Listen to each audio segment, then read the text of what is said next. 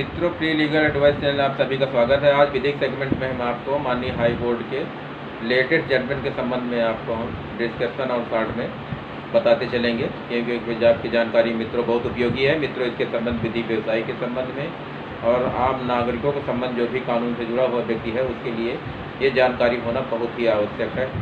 इस जानकारी को मित्रों गंभीरता से सुने और इसका लाभ उठाएं। ये मित्रों फ्री और निःशुल्क आपको सुविधा मुहैया कराई जा रही और इसमें मित्रों अब तक लगभग 50 वीडियो जो हैं अपलोड हो चुके हैं और ये वीडियो लगातार जो है आपको सुविधा के लिए जारी रहेंगे।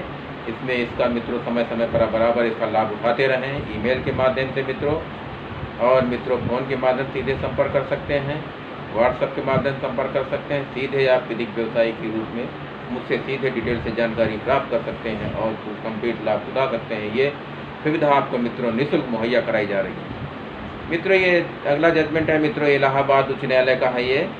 ये माननीय श्रीकांत त्रिपाठी का न्यायमूर्ति विनोद कुमार का स्टेट ऑफ यूपी का है। ये दहेज प्रतिशोध अधिनियम के संबंध में ये निर्णय दिया गया है। ये निगरानी है 304 खा 201 506 निगरानी न्यायालय की शक्ति का अंतिम आज्ञा प्रेषित की गई है। इसके संबंध में ये धारित किया गया है 3/4 दहेज प्रतिशोध अधिनियम 498 का 304 खा 323 504 506 326 दंड प्रक्रिया संहिता की धारा ये 439 जमानत प्रार्थना पत्र के संबंध में ये धारित किया है कि जमानत प्रार्थना पत्र के संबंध में मित्रों इसके पूर्व में हम बता चुके हैं कि जमानत पर सुनवाई करने का अधिकार और जमानत देना और ना देना ये माननीय कोर्ट का व्यू है। इसमें विशेष डिस्क्रिप्शन जो है आगे जो है एक्यूज को किस तरीके से मिल सकता है वो माननीय न्यायालय पर निर्भर करता है। इसमें व्यक्तिगत उसका राइट अभियुक्त का नहीं बनता है। इसमें भी मित्रों आप जान लीजिए इसकी भी जमानत प्रार्थना पत्र नामंजूर किया गया है और ये जमानत प्रार्थना पत्र नामंजूर कर दिया गया, खारिज कर दी गई है।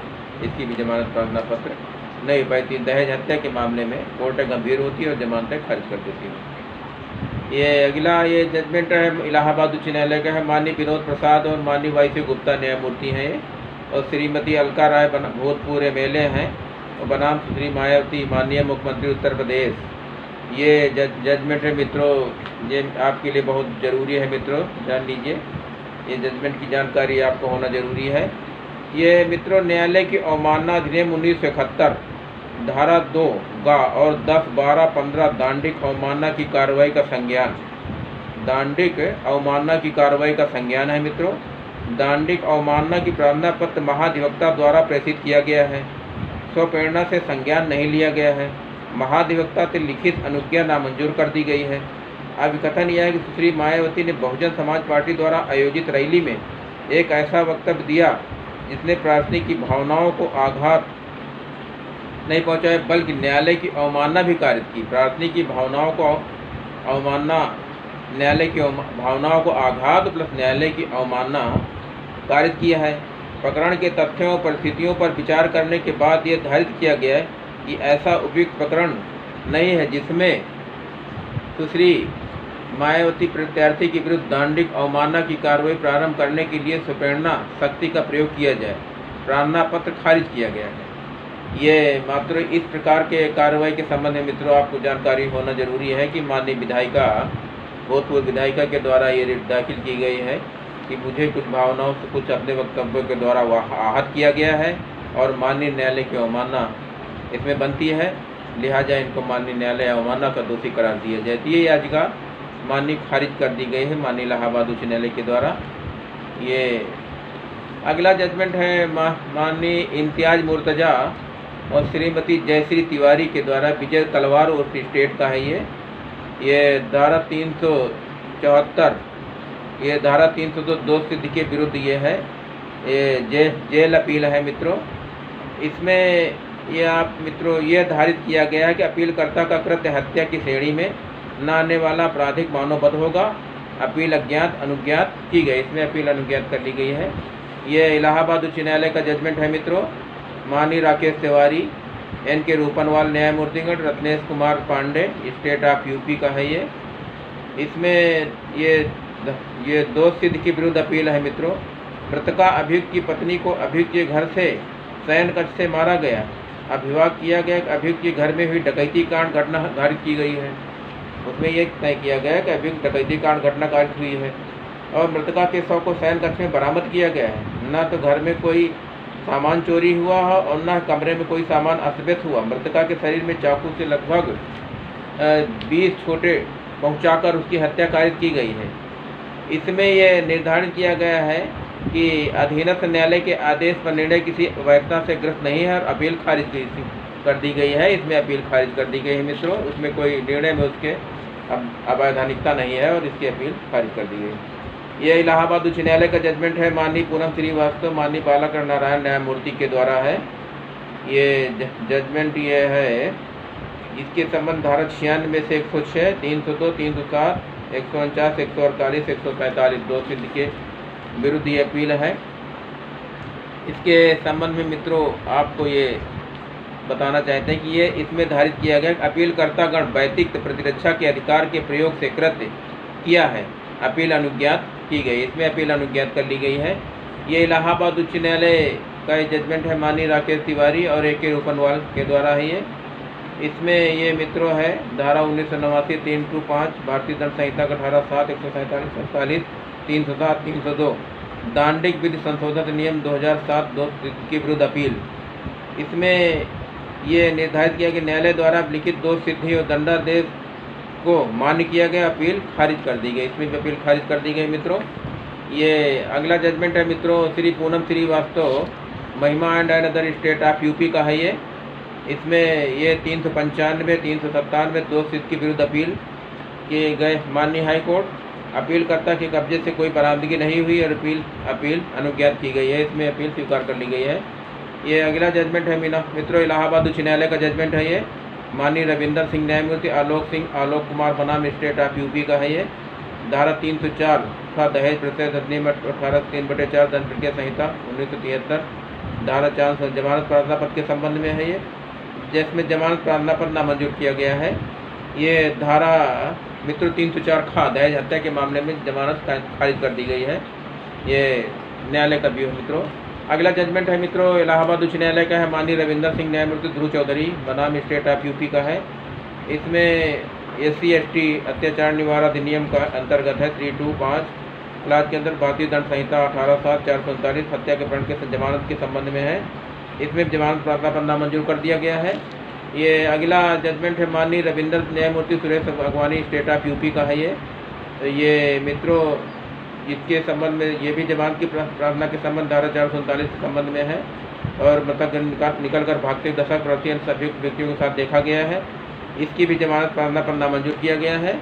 अगला ये जजमेंट है माननीय रविंदर सिंह न्यायमूर्ति के द्वारा है ये हमीद बनाम स्टेट ऑफ UP का है ये भी 439 के संबंध में निर्णय किया गया है और ये विघटित किया गया है। इसमें धारा 302 का है और 302 में घटना को पारित करते इसकी भी जमानत नामंजूर कर दी गई है। और अगला ये है 156(3) के अंतर्गत ये है जजमेंट इलाहाबाद उच्च न्यायालय के माननीय न्यायमूर्ति श्रीकांत त्रिपाठी, सुभाष चंद्र शर्मा एंड अदर्स के द्वारा दांडिक है ये। और इसके संबंध में निर्देशित किया गया है कि दंड प्रक्रिया संहिता की धारा 195 प्रावधान ये प्रयोज्यता धारित किया गया कि दंड प्रक्रिया संहिता की धारा 195 प्रावधान अपराध को संज्ञान लेने के प्रक्रम में लागू होते हैं और दंड प्रक्रिया संहिता की धारा 155 प्रावधान प्राथमिक दर्ज करने अथवा दंड प्रक्रिया संहिता की धारा 156(3) के अंतर्गत आदेश पारित करने के प्रक्रम में लागू नहीं किए जा सकते। संज्ञेय अपराध को कारित किया गया पाया गया है। मामले को दर्ज के अन्वेषण करने के आदेश ठीक पारित किया गया है। निगरानी खारिज कर दी गई है मित्रों। ये इसी क्रम में ये अगला जजमेंट है मित्रों माननीय SC अग्रवाल के द्वारा और राजवीर सिंह बनाम स्टेट ऑफ UP का है जजमेंट। ये धारा 304 ये 302 के आरोप में परिवर्तन के संबंध में इसके भी निगरानी खारिज कर दी गई है। इसका भी लाभ एक्यूज को नहीं मिल पाया है मित्रों माननीय हाई कोर्ट के द्वारा। अगला ये जजमेंट SC/ST का है। ये माननीय न्यायमूर्ति S अग्रवाल और Varun Sharma and others state of UP का है जजमेंट ये। इसमें मित्रों भी ये इसके अंतर्गत 156(3), 190(1), 397, 401 अंतिम आख्या के विरोध याचिका दाखिल की गई। अंतिम व्याख्या के संबंध में विरोध याचिका दाखिल की गई है माननीय उच्च न्यायालय में।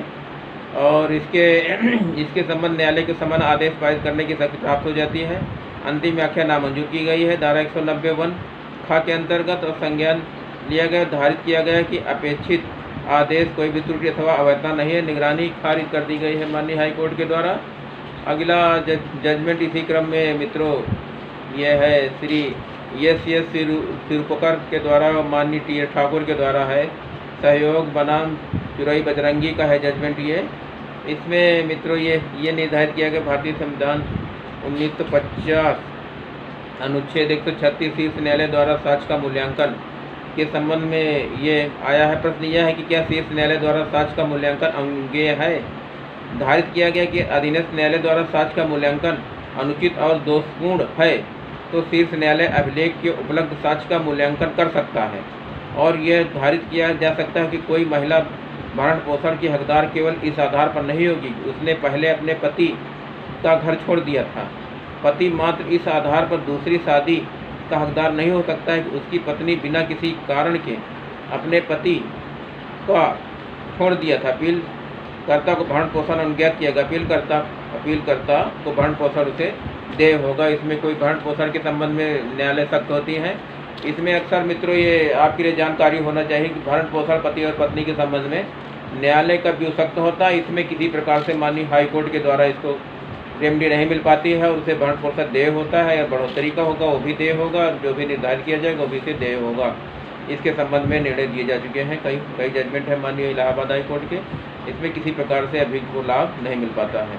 ये अगला जजमेंट है मित्रों माननीय सदाशिवम माननीय एल दत्तू का है। ये Mulla and other state of UP का है। ये धारा 364, 365, 302, 149 के अंतर्गत ये जजमेंट दिया गया। दंडादेश लवकरण करने के संबंध में दिया गया है जजमेंट।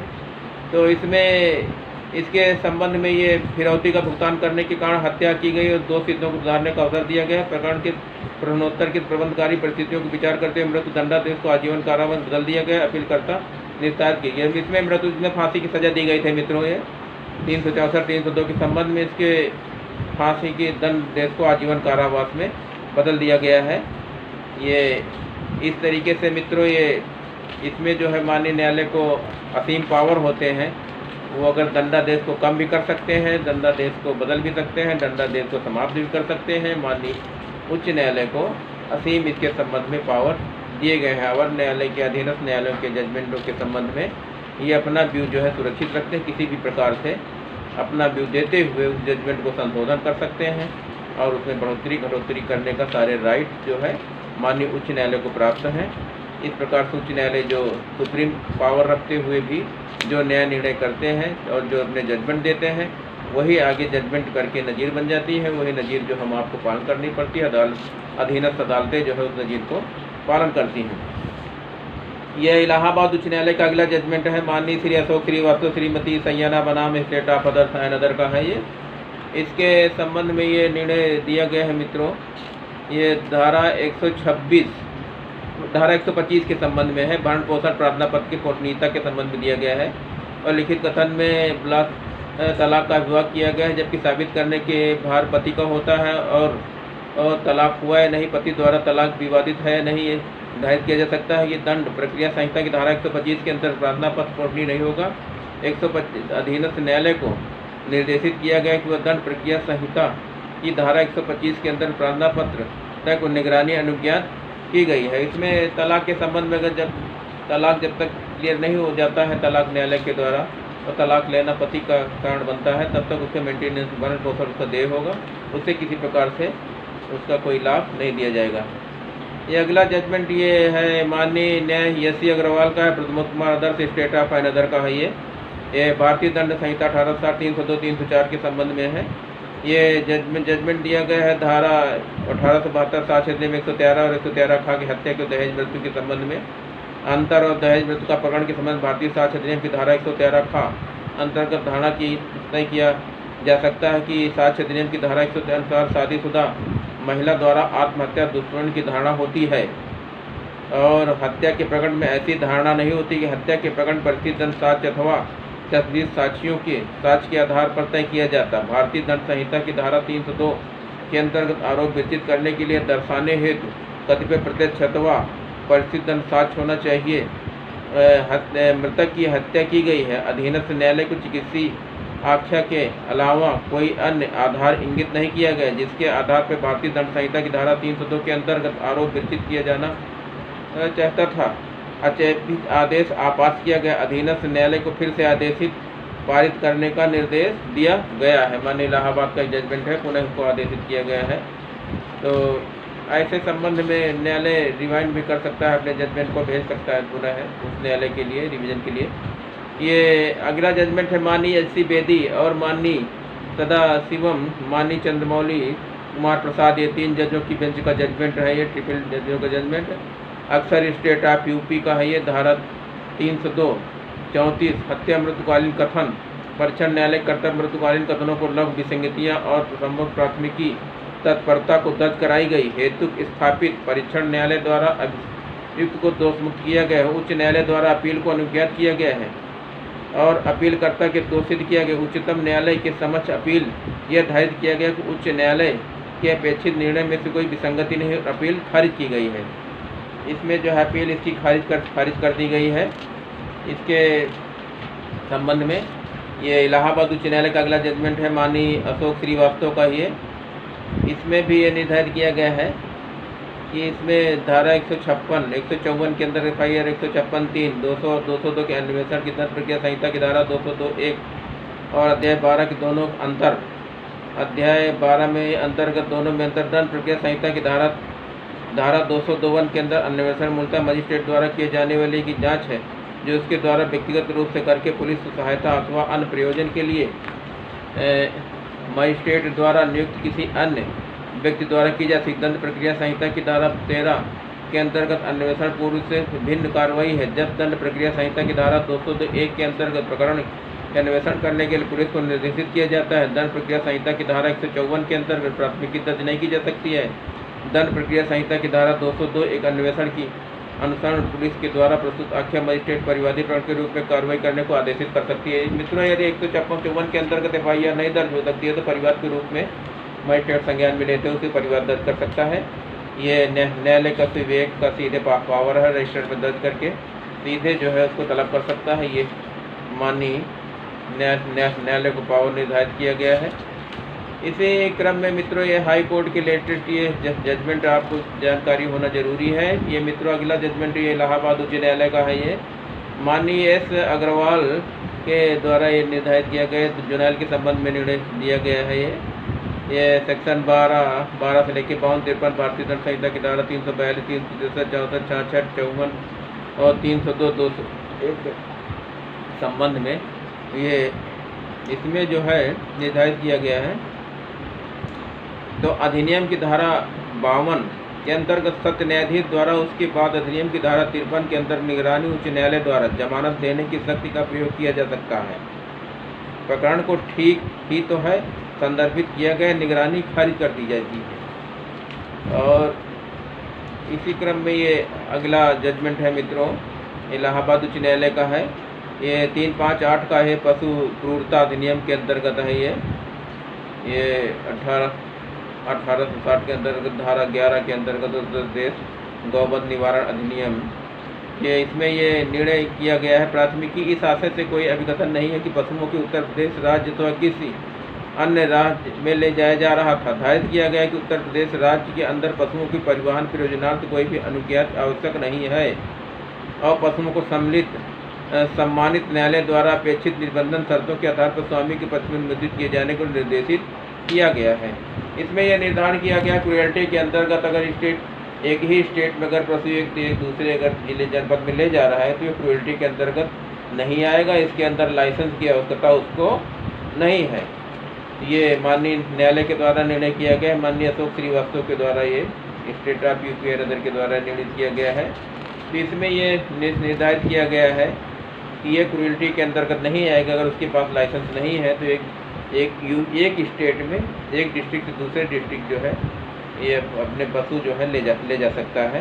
इसमें ऐसी कोई बाउंडेशन नहीं है। इलाहाबाद उच्च न्यायालय का अगला जजमेंट है ये माननीय अग्रवाल सैयद अबरार बनाम स्टेट ऑफ यूपी और अदर का है। ये दंड प्रक्रिया संहिता 467, 468, 471, 420 के अंतर्गत ये यह है अंतिम आख्या विशेष के विरोध याचिका में न्यायालय के कर्तव्य के संबंध में निर्धारित किया गया है। इसमें रिट याचिका को यह भी निर्धारित किया गया कि निगरानी न्यायालय द्वारा कोई अवैधानिकता नहीं की गई, रिट याचिका को खारिज कर दिया गया है मित्रों। इसमें ये माननीय हाई कोर्ट के द्वारा खारिज कर दी गई है। इसी क्रम में मित्रों ये माननीय हाई कोर्ट की जो जजमेंट हम आपको बता रहे हैं, इसको गंभीरता से मित्रों सुने और ग्रहण करें, बहुत ही उपयोगी है। ये अगला है जजमेंट मित्रों इलाहाबाद उच्च न्यायालय के न्यायमूर्ति माननीय श्रीकांत त्रिपाठी का है। ये उत्तर प्रदेश डकैती प्रभावित क्षेत्र अधिनियम 1968 और 3/7 के अंदर भारतीय दंड संहिता 1860 और 395 और ये 452, 427, 504, 506 दंड प्रक्रिया संहिता धारा 207, 227 के अंतर्गत ये जो है उन्मोचन प्रार्थना पत्र विचार एवं निस्तारण की प्रक्रिया के संबंध में धारा 227 अंतर्गत दिया जाना चाहिए। और ये अनुसूचित अपराध के उन्मोचन के प्रार्थना पत्र पर विचार करना चाहिए है। इसमें निर्धारित किया गया है मित्रों, ये निगरानी अनुज्ञात की गई है और निर्देशित किया गया कि दंड प्रक्रिया संहिता की धारा 227 के अंदर प्रार्थना पत्र विचार कर उसका विनिश्चय किया जाए। ये 227 के अंदर प्रार्थना पत्र दे करके उस पर पुनः विचारण किया जाए। ये माननीय उच्च न्यायालय के द्वारा निर्धारित किया गया है डकैती के संबंध में। इलाहाबाद उच्च न्यायालय का अगला जजमेंट में माननीय एस.सी. अग्रवाल का है जजमेंट, राम बदल अदर्स का एंड स्टेट ऑफ अनदर का है। ये जजमेंट ये है 173, 180, 200 और 282, 304 अंतिम आख्या के संबंध में इसमें भी जजमेंट दिया गया है। इसके संबंध में निगरानी का निर्देशित करने के निस्तारण की गई कि पूर्ण पीठ ने और निश्चित करने को ध्यान में रखते हुए जमानत प्रार्थना पत्र पर विचार किया जाए। इसमें जो है जमानत प्रार्थना पर विचार करने के लिए माननीय हाईकोर्ट के द्वारा निर्देशित किया गया है। इसी क्रम में इलाहाबाद उच्च न्यायालय का अगला जजमेंट है मित्रों, ये माननीय अशोक कुमार श्रीवास्तव तो यह अंकित सरकार शिखर आयन अदर बनाम स्टेट ऑफ आयन अदर के लिए है। 125 CRPC भरण पोषण के संबंध में जजमेंट दिया गया है माननीय उच्च न्यायालय के द्वारा। भरण पोषण की रकम के संबंध में तीसरे बिताए गए जीवन को मानक औसतता के अनुसार होनी चाहिए। प्रतिरक्षी संख्या 2 के कुल 31,603 प्रतिमाह निर्धारित किया गया है और यह कि 1,500 और 1,500 आर्थिक रकम निश्चित है, अपर्याप्त है और पूर्णतः माफी निगरानी करता एक देय भरण पोषण की रकम को बढ़ाकर 3,500 एवं निगरानी करता संख्या 2,000 को दिया गया है। इसमें जो मित्रों मेंटेनेंस के संबंध में माननीय उच्च न्यायालय के द्वारा अधीनस्थ न्यायालयों का भी व्यू लगभग क्लियर होता है और उसी आधार पर भी माननीय उच्च न्यायालय के आधार को लेकर के ही माननीय अवर न्यायालय हमारी ये काम करती है। उच्च मेंटेनेंस के संबंध में क्लियर फंडा है। ये भरण पोषण जो है प्रत्येक महिला को दिया जाएगा मैक्सिमम के संबंध में। अभी नेहा रजनीश वर्षद के संबंध में जजमेंट आ चुका है, इसमें भी कोर्ट निर्धारित कर दी जाती है। इसमें जो अभियुक्त को लाभ माननीय उच्च न्यायालय तक भी लाभ अभियुक्त को नहीं मिल पाता है, फिर इंस्टॉलमेंट में हो जाता है, किस्तों में उसे देना पड़ता है और मेंटेनेंस की रकम जो होती है उसे उस पत्नी को दे है। इसी क्रम में मित्रों ये हाई कोर्ट के जजमेंट आपको लेटेस्ट बताए हैं, इनको आप गहन और मनन करना आपके लिए आवश्यक है मित्रों। विधिक सेगमेंट में और अगले हम जानकारी देंगे मित्रों। धन्यवाद।